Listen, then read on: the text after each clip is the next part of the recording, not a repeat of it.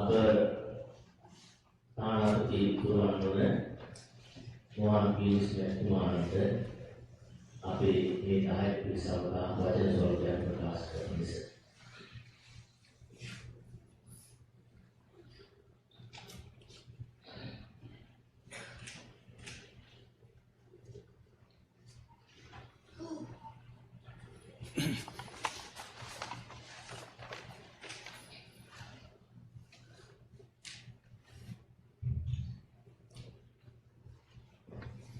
Venerable members of the Mahasangha, to whom we owe, if I was to say, eternal reverence. Reverend Dhamajoti, thank you very much for inviting me and my deputies and my staff to this very important event. My dear brothers and sisters of our Sri Lankan community, and our Sri Lankan families who are here, and our dear children, our future investment, distinguished guests, Senator, and devotees. The tri-event we celebrate today on this blessed day of Vesak is very sacred and important to all of us, isn't it? Particularly to the lives of Buddhists and of the followers of the Dhamma. Today we commemorate the birth, the enlightenment, and the passing away of the Buddha. Today we take this opportunity to pay respect to his teachings, reverend members of the clergy, which are structured on the concept of compassion by engaging in acts of piety and dedicating this day in the service of our neighbor who lives next to us, who are close to us. My dear friends, it is no secret, I have to probably make a brief reference to this, that our country is presently facing an unprecedented economic crisis. Perhaps it is in times like this that we turn to the Dhamma to take refuge in the teachings of the Gautama Buddha.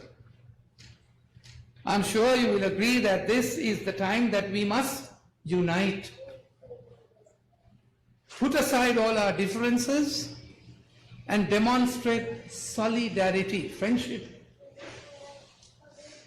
as taught to us by the Buddha, to recover from the difficulties that we face and build back better and regain a glorious Sri Lanka.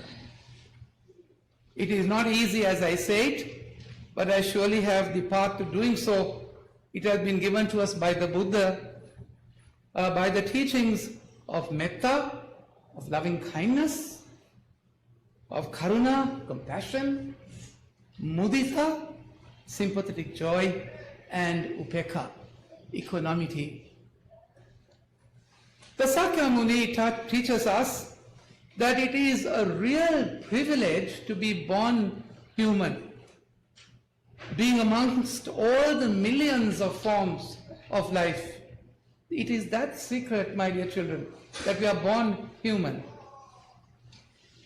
My dear friends, with that privilege of being human comes a lot of responsibilities at every level of life.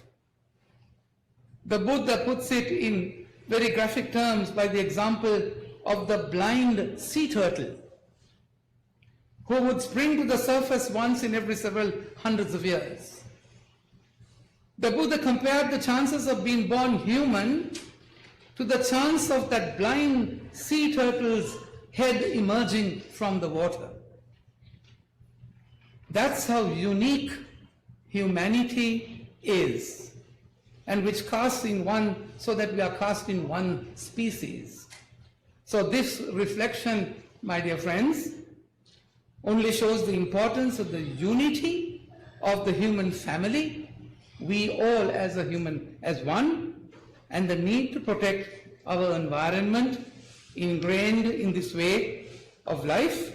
It is our responsibility in that process to you parents who are here, of these little beautiful children, of the concern that we must have for future generations.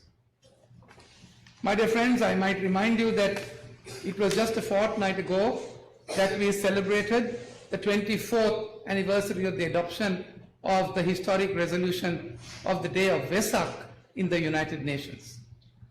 So, as we commemorate this auspicious occasion, the world is in great uncertainty, as you know, and distress, and is faced with multiple challenges. So, as we endeavor to overcome these current challenges, the teachings of the Lord Buddha provides inspiration through both character and example. As we have experienced, the teachings provide us a comprehensive manual of training to look inwards and develop one's character and mental well-being to face up to the challenges thrown to us every day in our lives. The timeless teachings of the Buddha encapsulates, I say, the practical approaches to take on the challenges of life. The timeless teachings, without being disturbed by the 8 worldly conditions which was referred to earlier, namely gain, loss, fame, disgrace, praise, blame, pleasure, and pain.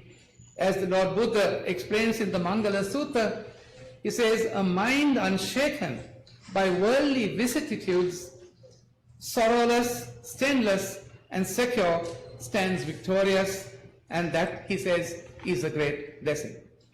So, my dear friends, to conclude these few remarks, let us therefore on this very auspicious occasion join hands in the sanctity of this hallowed ground of our temple in Queens, in which we are thankful to the Reverend monks for their dedication, and we pay tribute to the wisdom of the Sakyamuni by uniting as one Sri Lankan family to build Sri Lanka back better. May the blessings of Vesak Poya shed light on the darkness of the ignorance of our lives. I sincerely wish that all of you will be happy and content. May I leave you with that one verse in the Dhammapada, which I repeat to myself many a times. Sabbha papassa akaranam, kusalassa upasampada, sachitta pariyoddapanam, etham buddhanu sasana. May the blessings of the triple gem be with each and every one of you. I thank you.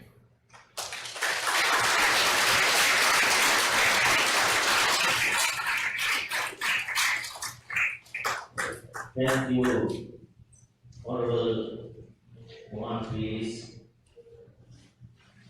Sri Lankan Ambassador to the United Nations. We are